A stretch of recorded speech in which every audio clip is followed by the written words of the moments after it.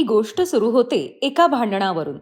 कारण हे होतं की काव्य आणि कविताचे वडील हरीशची तब्येत फारशी चांगली नव्हती आणि ही गोष्ट त्यांची आई निधीला आवडत नव्हती.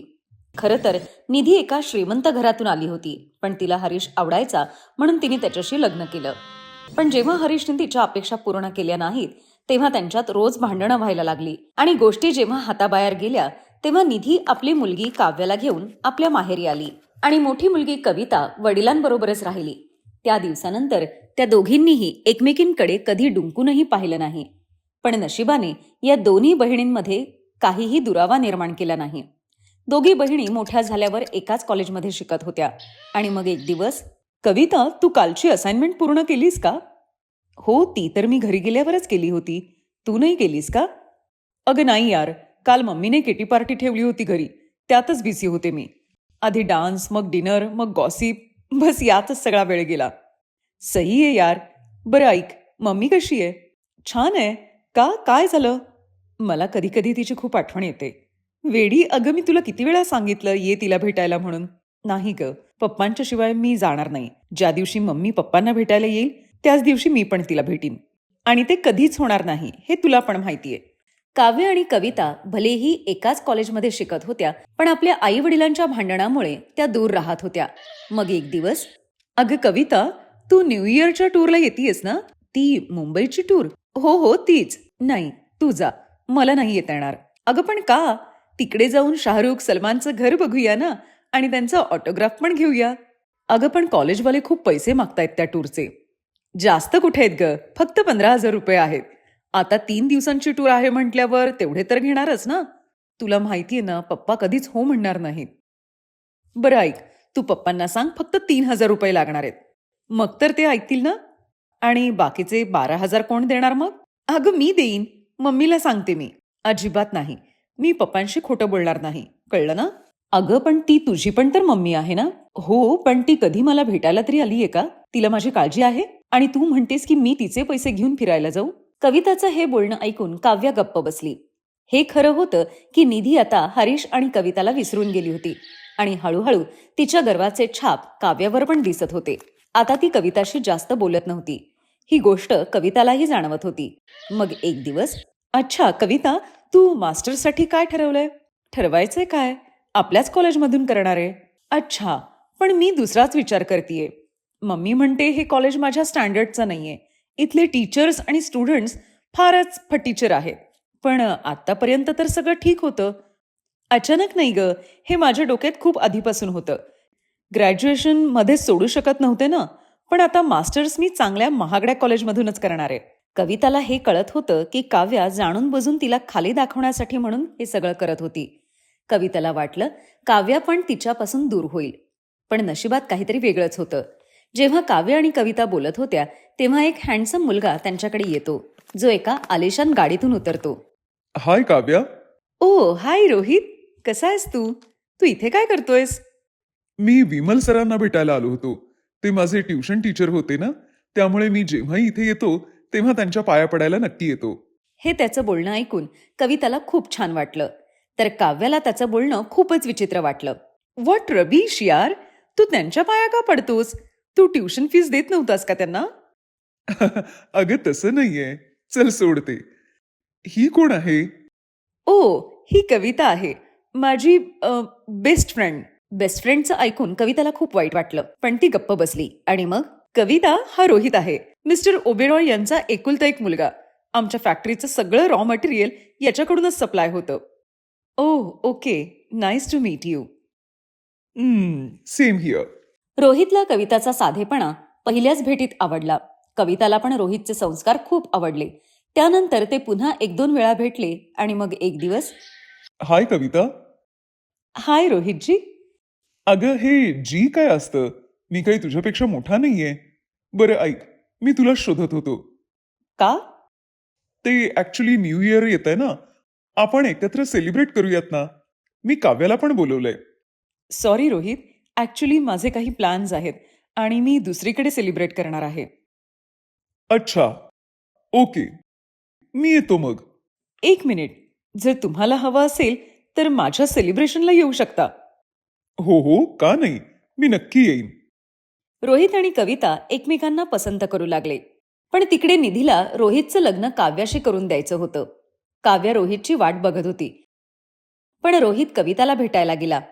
कविताने रोहितच्या कारमध्ये खूप पिशव्या ठेवल्या होत्या आणि ती त्याच्याबरोबर अनाथाश्रमात जाते. तिथे लहान मुलांना स्वेटर्स, पुस्तकं तिने वाटली आणि संध्याकाळी ते वृद्धाश्रमात जातात. तिथे बरीच वृद्ध माणसं कविताची वाट पाहत होती. कविताने सगळ्यांसाठी ब्लँकेट्स आणले होते. रोहित हे सगळं बारकाईने पाहत होता. वृद्धांच्या चेहऱ्यावरचा आनंद आणि कविताच्या चेहऱ्यावरचं समाधान बघून रोहितचे डोळे पाणावतात. तिकडे काव्याच्या घरी, आज कुठे गेला रोहित? लवकर ये ना रोहित. तुला नाही माहित की मी आज तुला काय सरप्राईज देणार आहे ते. आज मी तुला प्रपोज करणार आहे. विल यू मॅरी मी कविता? पण प्लीज हो म्हण ना. मग मी पण नाचेन. Yes yes. कविताने असं म्हटल्यावर वृद्धाश्रमातलेही सगळे लोक आनंदाने नाचू लागले. हे नवीन वर्ष कवितासाठी नवीन आनंद घेऊन आलं होतं. तर दुसरीकडे काव्याच्या हातून हे सगळं गेलं होतं जे तिला हवं होतं. तिची श्रीमंती हे सगळं खरेदी करू शकत नव्हती. मम्मी, हा कुकर तर खूपच छान आहे. यात पुलाव तर किती मोकळा मोकळा केलाय महिमा वहिनीने.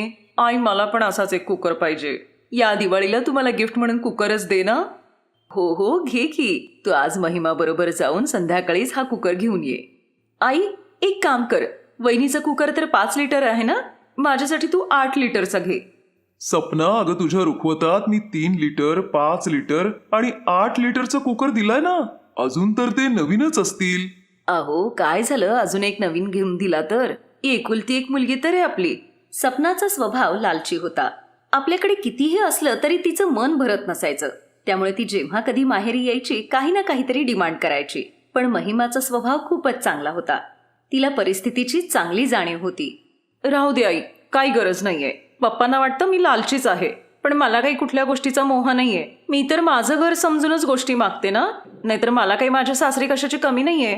सपनातही मला आईने 2 कुकर दिले होते. 8 लिटरवाला मी अजून वापरला नाहीये, तर तुम्ही घ्या. हा, हे बरं होईल. ठीक आहे वहिनी, तू म्हणतीयस एवढं तर मी तोच कुकर घेऊन जाईन. सपना सतत असंच काही ना काहीतरी मागत राहायची. असंच एक दिवस, काय मी आजी होणार आहे? तू खरं सांगतेस? हो आई, मी कालच डॉक्टरांना भेटून आले. मी प्रेग्नेंट आहे. तुझी सासू तर खूप खुश झाली असेल ना? हो आई, त्या तर माझ्या ओटी भरण्याचं फंक्शन सुद्धा खूप धूमधडाक्यात करायचं म्हणतायत. आई, आत्तापासूनच तयारीला लाग आता तू. ओटी भरण्याच्या फंक्शनमध्ये तू काय काय देणार आहेस मला ते आधीच आठवून ठेव. इकडचे सगळे लोक येतील बघ. अगं, तू काळजी करू नकोस. मी विकास आणि तुझ्या बाबांबरोबर बसून सगळी लिस्ट तयार करीन. सपनाच्या प्रेग्नन्सीची बातमी ऐकून घरात सगळेजण खूप आनंदी झाले. पण सपनाचा लालचीपणा मात्र काही कमी होत नव्हता. एक दिवस जेव्हा ती आपल्या माहेरी आली, काय झालं सपना, तू एवढी काळजीत का दिसतीयस? तू डॉक्टरकडे जात होतीस ना? जायचं तर होतं आई, पण गाडीत वेळ लागतो ना. आणि तसंही ते डॉक्टरांचं क्लिनिक खूप गल्लीबोळात आहे. गाडी आतपर्यंत जाऊ शकत नव्हती. बाईक घेऊन जात होतो तर बाईकच खराब झाली. आणि आत्ता बाईकसाठी तेवढे पैसेही खर्च करू शकत नाहीये मुकेश. आणि तसंही तुला माहितीये ना, आता डिलिव्हरी नंतर परत बाळाचाही खर्च आहे. त्यात रिक्षात जायला आई नको म्हणाल्या, कारण रस्त्यावरती खूप खड्डे आहेत म्हणून. त्यामुळे मी आजची अपॉइंटमेंट कॅन्सल करून टाकली. आता मी पप्पांना तर सांगू शकत नाही मुकेशसाठी नवीन बाईक घ्या म्हणून, पण तुला तर सांगू शकते. तू एकदा पप्पांशी बोलून बघ ना, त्यांनी जर मुकेशला नवीन बाईक घेऊन दिली तर. अगं, का नाही घेऊन देणार? आपल्या पोरीला एवढा त्रास होतोय म्हटल्यानंतर द्यायलाच पाहिजे. तू काळजी करू नकोस, मी तुझ्या वडिलांशी बोलते. सपना आपल्या ओटी भरण्याच्या फंक्शनसाठी जरा जास्तच उत्साही होती.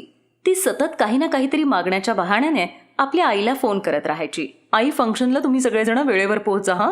तुला माहितीये काय झालं आज? काय झालं, तू ठीक तर आहेस ना? हो आई, मी बिलकुल ठीक आहे. ऐक तर, आज मी असाच आईंबरोबर बसले होते गप्पा मारत, तेव्हा ते उगाचच मला असं सुनावत होत्या की त्यांच्या नंदेच्या ओटी भरणाला त्यांनी सोन्याचा सेट दिला होता.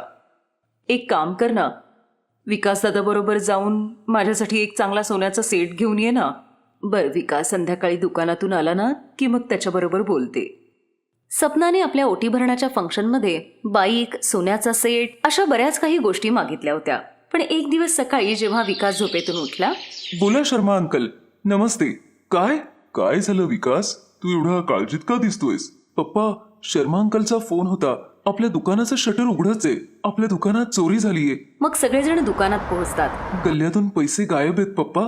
बाकी कुठल्याही सामानाला हात लागलेला नाहीये. हे काम नक्कीच दुकानातल्या कुठल्या तरी नोकराचं आहे, ज्याला हे माहित आहे की गल्ल्यात पैसे ठेवलेले होते.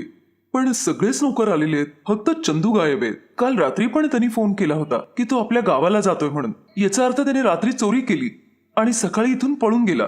पप्पा, तुम्ही म्हणत असाल तर मी पोलिसात आत्ता कळवतो. नको बाळा, पोलिसांना आत्ता सांगू नकोस. या गोष्टीला इथेच दाबून टाक. तसंही सपनाच्या डिलिव्हरीची वेळ जवळ आलेली आहे. तिच्याकडे फंक्शनही आहे आणि जर तिच्याकडच्यांना आपल्या या चोरीबद्दल असं कळालं तर उगाच त्यांच्या रंगाचा भंग नको व्हायला. असं चांगलं दिसत नाही. पुढच्या वेळेसपासून नीट लक्ष दे. तू ते बाईक आणि इतर सामानाबद्दल जे बोलली होतीस ते याच पैशातून खरेदी करणार होतो ना. पण आता कुठं हातपाय मारायचे? कोणापुढं जाऊन रडणार आता? तू सपनाला पण काही सांगू नको म्हणून म्हणतीयस. पप्पा, घरी जाऊयात आणि मग बोलूयात आपण. सगळे लोक घरी पोहोचतात. महिमा हे सगळं ऐकत होती. ती आपल्या सासू सासऱ्यांकडे गेली आणि एक बॉक्स त्यांना देत म्हणाली, महिमा पोरी, हे काय आहे? पप्पा, हे माझे लग्नातले दागिने आहेत. तुम्ही आत्ता हे दागिने विकून सपना दिदींसाठी खरेदी करू शकता. आणि तसंही हे दागिने मी आता घालत नाही. जर मला काही हवं असेल तर मी घेईन नंतर. आत्ता त्यांचं ओटी भरण्याचं फंक्शन महत्वाचं आहे. प्लीज पप्पा, तुम्ही नाही म्हणू नका. महिमाचं बोलणं ऐकून तिच्या सासू सासऱ्यांच्या डोळ्यात पाणी येतं. पण त्यांना हे माहीत नव्हतं की दरवाजात त्यांचा जावई सपनाचा नवरा उभा होता. त्याने जेव्हा हे सगळं ऐकलं तेव्हा तो तसाच उलट्या पावली परत येतो आणि सपनाला सगळं काही सांगतो. आई, पप्पा, दादा, वहिनी माझा एवढा विचार करतात. मी तर कधी असा विचारच केला नाही की त्यांना माझ्यामुळे किती त्रास होत असेल.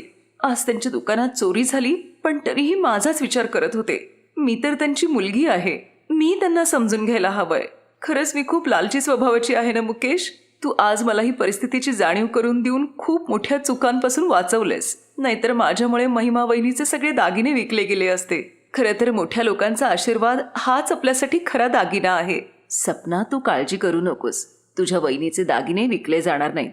आम्ही पण एका मुलीचे आई वडील आहोत. आम्हालाही माहितीये की मुलीची सगळी हौस मौज कशी करायला लागते ते. तू आमची सून नाही, मुलगी आहेस. त्यामुळे तुझी अडचण ती आमची अडचण. सपना, आई पप्पांशी तू आता फोनवर बोल. सपना आपल्या आईवडिलांबरोबर फोनवर बोलते. त्यानंतर सगळेजण ओटी भरण्याच्या फंक्शनला जातात. महिमा वहिनी, तू खूप चांगली आहेस.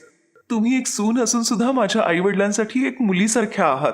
आणि मी त्यांची मुलगी असून सुद्धा त्यांना समजू शकले नाही. आय एम सॉरी वहिनी.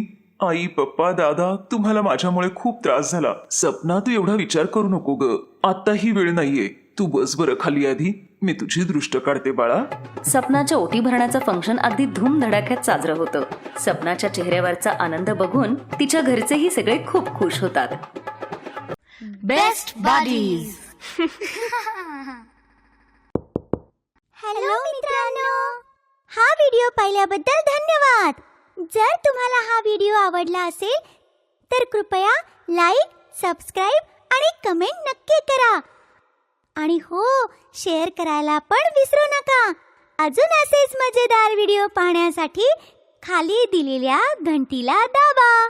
बघत रहा बेस्ट बडीज.